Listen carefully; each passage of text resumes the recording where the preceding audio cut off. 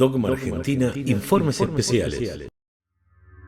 Lo que hoy se conoce como la Noche de Brujas o Halloween, que se conmemora mañana y todos los 31 de octubre por haber tomado un notorio auge en los últimos años en nuestro país, es una fiesta que data de varios siglos atrás, ya que se sabe que se celebraba hace más de 3000 años por los celtas, un pueblo guerrero que habitaba regiones de Irlanda, Inglaterra, Escocia y Francia respectivamente. Durante esa fecha, esas poblaciones que originalmente habían llegado a Europa provenientes de Asia, la consideraban el fin de año con el Samhain, para citar una fiesta pagana. Con la inmigración europea a los Estados Unidos, en especial miles de irlandeses católicos a partir de 1846, llegó la tradición de Halloween al continente americano. Lo que sí hay que entender es que cuando se habla de Halloween o de Día de las Brujas, en la actualidad se piensa en disfraces, maquillaje, fiestas, dulces y niños repartiendo golosinas. Lo cierto es que la tradición indica que su celebración no siempre fue festiva y alegre, y que los ritos que se practicaban durante la noche tenían un carácter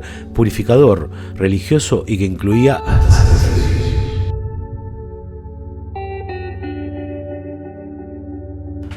los celtas y su historia.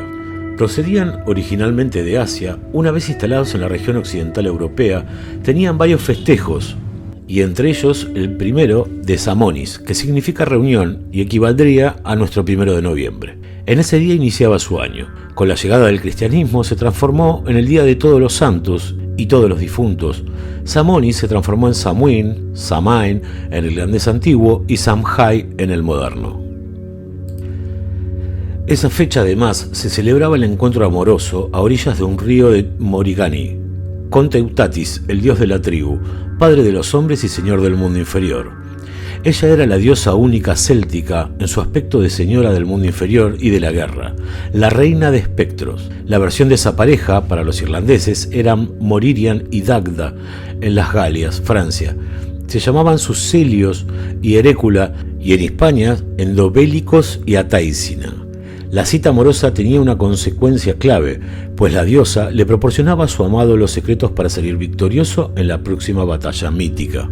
Para el folclore, Halloween recuerda que es en el hemisferio norte el inicio del año oscuro. Los celtas, como otros pueblos antiguos, empezaban los ciclos temporales por la mitad oscura. El día terminaba con la caída del sol y la jornada siguiente tenía su inicio con la oscuridad de la noche. El año nuevo comenzaba en esta fecha con el principio del invierno. Lo cierto es que el 31 de octubre es una fecha asociada con los muertos, las almas en pena, las brujas y los hechizos. Estas características se deben a su cercanía con el Día de los Difuntos, que originó la Iglesia Católica y que se conmemora el 1 de noviembre.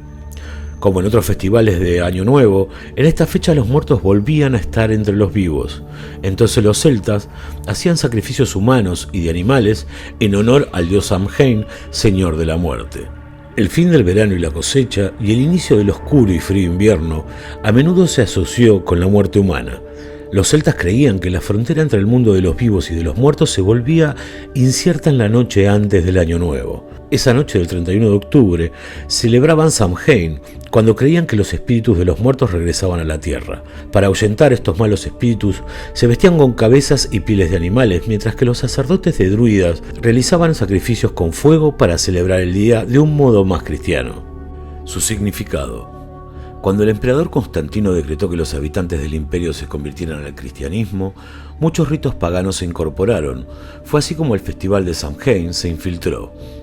Hacia el siglo VIII, la Iglesia cristiana convirtió el 1 de noviembre en el Día de Todos los Santos para rendir homenaje a todos aquellos santos que no tuvieran un día particular de celebración. A lo largo de los años, estos festivales se convirtieron y la mayoría llamó al Hallowmas la masa de todos los santos de las personas santas, al Día de Todos los Santos. La noche anterior se conoció como All Hallows Eve, víspera del Día de Todos los Santos. Con el tiempo, su nombre se fue convirtiendo y transformando hasta quedar en este término simple Halloween. Reinas del aquelarre. En la Edad Media comienza la persecución de todos los ritos paganos. Todo lo que no es cristiano es perseguido por su presunta vinculación con lo maligno. Sin embargo, es con la Contrarreforma y con los distintos cismas protestantes cuando la persecución de la brujería se incrementa. Fue con la bula papal Summis Desideratis Affectivus del Papa Inocencio VIII el 5 de diciembre de 1484 con la que se legitimó la persecución, tortura y ejecución de brujas, generalmente ardiéndolas en la hoguera. Empezaba así la Inquisición a perseguir la hechicería. La figura histórica más famosa que fue condenada a arder en la hoguera bajo la acusación de bruja fue Juana de Arco. Casa de las Brujas.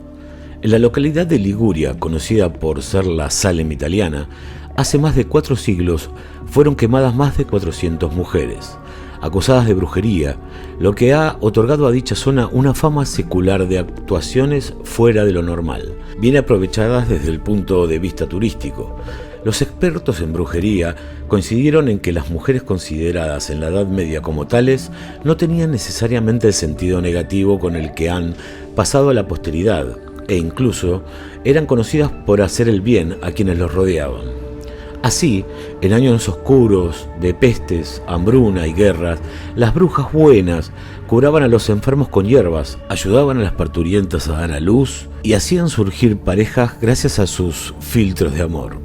Lo cierto es que esa definición de brujas malas fue luego revisado con el tiempo, reafirmándose que aquello de mujeres malignas tenía más que ver con una buena carga de dosis de mitos y leyendas, brujas, fascinaciones y misterios, seductoras perversas o encantadoras seducidas. Ese era el lema del congreso realizado en Trioria, Italia, en 1588. ¿Feas y sucias? Lejos de ser mujeres con verrugas, algo sucias y que surcaban el cielo sobre escobas, las brujas también eran jóvenes bellas que utilizaban sus conocimientos para hacer el bien a su comunidad. El nabo y la calabaza. La costumbre de ahuecar y tallar una calabaza para convertirla en un farol llamado jack o lantern tiene su origen en el folclore irlandés del siglo XVIII. Se cuenta, Jack era un notorio bebedor, jugador y holgazán que pasaba sus días tirado bajo un roble. La leyenda cuenta que una vez se le apareció Satanás con intenciones de llevarlo al infierno. Jack lo desafió a trepar al roble y cuando el diablo estuvo en la copa del árbol, talló una cruz en el tronco para impedirle descender. Entonces Jack hizo un trato con el diablo. Le permitiría bajar si nunca más volvería a tentarlo con el juego o la bebida. La historia dice que cuando Jack murió, no se le permitió la entrada al cielo por sus pecados en vida, pero tampoco pudo entrar en el infierno porque había engañado nada más ni nada menos que al diablo. A fin de compensarlo, el diablo le entregó una brasa para iluminar su camino en la helada oscuridad por la que debería vagar hasta el día del juicio final. La brasa estaba colocada dentro de una cubeta huecada llamada nabo para que ardiera como un farol durante mucho tiempo. Los irlandeses solían utilizar nabos para fabricar sus faroles de Jack, pero cuando los inmigrantes llegaron a Estados Unidos, advirtieron que la calabaza, pumpkin, era más abundante que los nabos. Por ese motivo, surgió la costumbre de tallar calabazas para la noche de Halloween y transformarlas en faroles introduciendo una brasa o una vela en su interior. El farol no tenía como objetivo convocar espíritus malignos, sino mantenerlos alejados de las personas y sus hogares. Dulce Halloween. La costumbre de solicitar dulces de puerta en puerta, trick or treating, se popularizó alrededor de 1930. Según se cree, no se remonta a la cultura celta, sino que deriva de una práctica que surgió en Europa durante el siglo IX. Llamada souling, una especie de servicio para las almas, el 2 de noviembre, Día de los Fieles Difuntos, los cristianos primitivos iban de pueblo en pueblo mendigando pasteles de difuntos, soul cakes, que eran trozos de pan con pasas de uva. Cuanto más pasteles recibieran los mendigos, mayor sería el número de oraciones que rezarían por el alma de los parientes muertos de sus benefactores. En esa época, se creía que los muertos permanecían en el limbo durante un periodo posterior a su fallecimiento y que las oraciones, incluso rezadas por extraños, podían acelerar el ingreso del alma al cielo. Esa práctica se difundió en Estados Unidos como un intento de las autoridades para controlar los desmanes que se producían durante la noche de Halloween. Hacia fines del siglo XIX, algunos sectores de la población consideraban la noche del 31 de octubre como un momento de diversión a costa de los demás, probablemente inspirado por la noche traviesa, que forma parte de la cultura irlandesa y escocesa. La diversión consistía en derribar cercos, enjabonar ventanas y taponar chimeneas, pero gradualmente dio lugar a actos de crueldad contra personas y animales, llegando a su punto máximo en la década de 1920 con las masacres perpetradas por los enmascarados del Ku Klux Klan. Propuesta piadosa.